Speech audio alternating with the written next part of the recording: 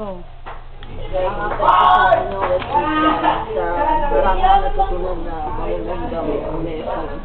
Katulad ng mga seminar na binigay sa amin ni Pastor Hill, Pastor Bong at saka ni Pastor Dante. Tapos, masaya rin yung mga activities katulad ng siesta time at saka yung mga break time rin namin at saka lunch. Tutrigaw. Tapos yung culminating activity, yung nag-light kami ng candles, tapos nag-iyakan kami dahil sa sinulat ng daddy ko at saka mami ko para sa akin, tapos yung tita ko. Tapos yung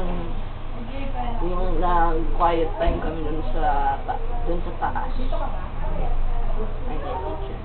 Naka-impact rin sa akin yung quiet time dahil natutunan ko yung mga mistakes ko sa nung elementary. Tapos kaya ko nang ma-face yun sa susunod na sa pag-high school ko para hindi ko na yung magawa lahat ng negative na nagawa ko pa.